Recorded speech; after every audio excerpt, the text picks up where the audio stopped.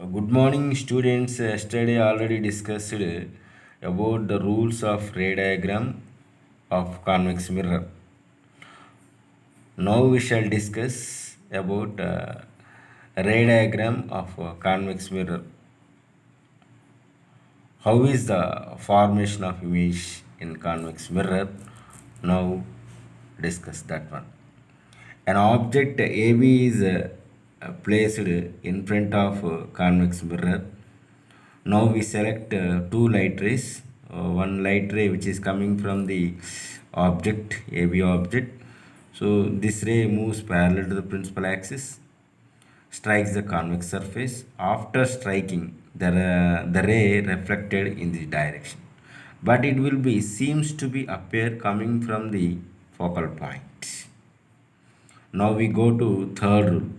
So that is the light ray which is coming from the object seems to move towards the center of curvature, but it will be reflected from the convex surface. So the reflected ray moves along the direction of incident ray. These two are parallel to each other. So in third rule also obey the laws of reflection, and first rule also obey the laws of reflection. So then the two reflected rays. So one reflected ray. So this is a reflected ray, and second reflected ray. This is these two are intersected this.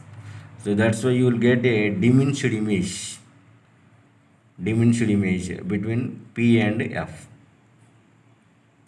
So from this we conclude that in case of convex mirror, an object is placed irrespective distance or irrespective position in front of convex mirror, then you will get an object always between pole point and focal point.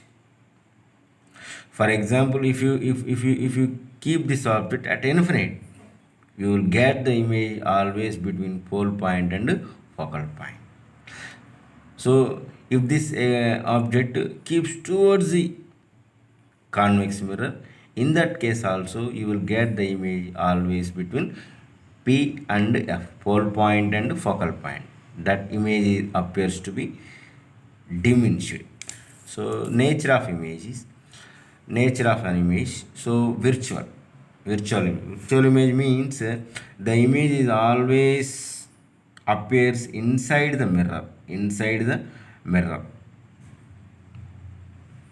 So we can see with our naked eye. So that's why it is called a virtual image.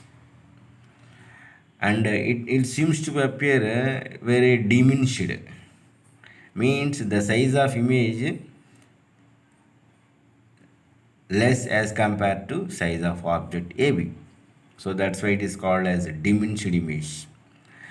Next, erected.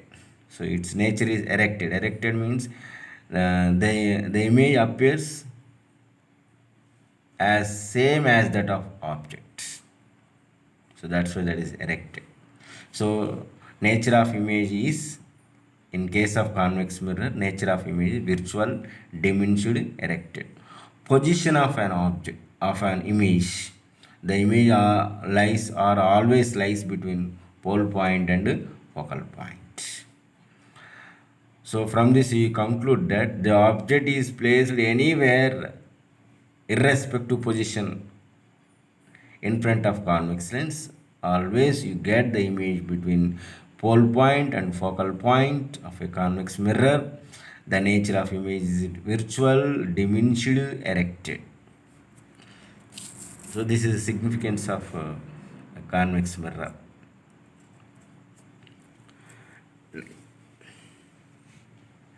Next we discuss. So next we discuss that differences between real image and virtual image. Real image means a image captured on the screen is a real image. Real image, it cannot be seen with our naked eye. Without screen, you can't see the image in front of concave mirror. I'm so sorry, concave mirror. So that image is called a real image. So it is always formed outside the mirror in case of concave example. It may appear point size or diminished or enlarged. So these are the properties of real image. A real image cannot capture on the screen. It cannot be seen with our naked eye. It is always formed outside the mirror. It may appear point size or diminished or enlarged. Now come to virtual image. The virtual image cannot capture on the screen is virtual image. It can be seen through with our naked eye. It is always formed inside the mirror. It may appear diminished or enlarged or same size as that of object. So the same size as that of object, this will be occur in case of plane mirror. So diminished image occurs in case of convex mirror. Uh, Enlarged virtual image occurs in concave mirror. So convex mirror and plane mirror always form virtual image. Object moves towards optic center of a concave mirror, then it forms a virtual image. So these are the differences between real image and virtual image. Okay, thank you. Now see the answer from top to bottom. Okay, students. Regularly, I upload my videos. Please subscribe my channel.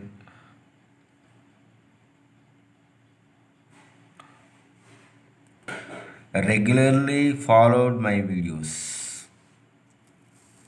and also I want to upload my videos regularly. Please subscribe my channel.